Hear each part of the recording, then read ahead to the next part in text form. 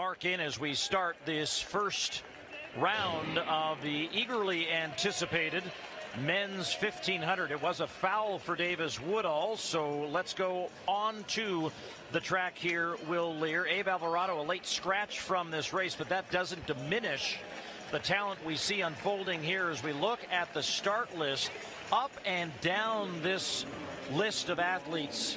So many folks who have the credentials to make it to the next round.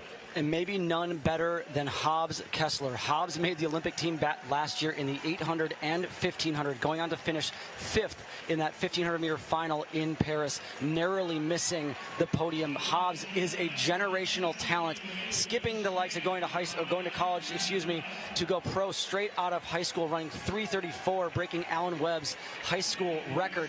Hobbs, I love to see this move from Hobbs. I love to see this move. We've talked about how cutthroat some of these prelims have been throughout the course of the day, Paul.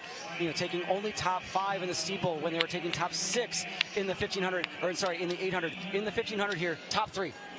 Top 3 or you might be going home. And we have the lights of Ethan Strand, Hobbs Kessler, Abel Tefra, NCAA indoor mile champion, Jonah, who I think is one of the only Americans ever to win a Diamond League event, running 3:31 earlier this year, and a 1:43 guy. And you got Craig Engels, everyone's favorite runner, coming back from the 800 prelims earlier today. Yeah, he advanced to the next round of the 800, did Ingles. He's back there at about 6th position. Koech now moving up on the outside in 2, but it's Kessler setting the lead. You mentioned Ethan Strand, the NCAA runner-up this year, now racing for Nike Swoosh, and Tefra, who was the indoor mile champion, mentioned, but there was a lot of carnage in the 1500-meter rounds at the NCAAs. He didn't even make it out of the rounds, nor did the collegiate record holder Liam Murphy, who we'll see coming up later on. You got to think that that mistake is weighing heavy on the likes of Abel Tefra. He has to have learned from that. He has to know what he did wrong and what he can do better. Right now, Tefra running the outside of lane 1, followed closely from Jonah Koech.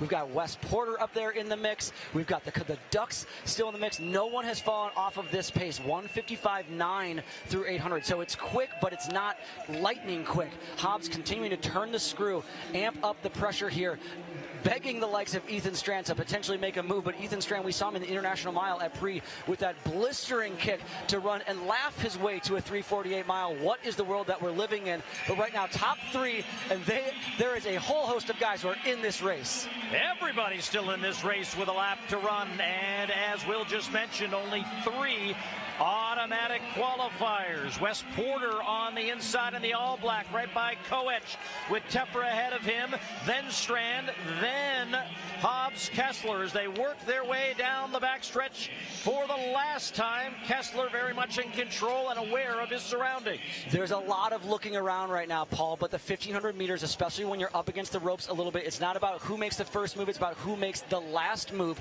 Hobbs right now driving the train, Ethan Strand right on his shoulder. I don't think Ethan Strand's going to do much right here because he knows he's in the qualification position. Jonah Koech right behind him, and a lot of daylight back to Wes Porter. I'm surprised to see the likes of Abel Tefra not being able to respond, but it's Strand, Kessler, and Koech, the 3 of them clear through to the final.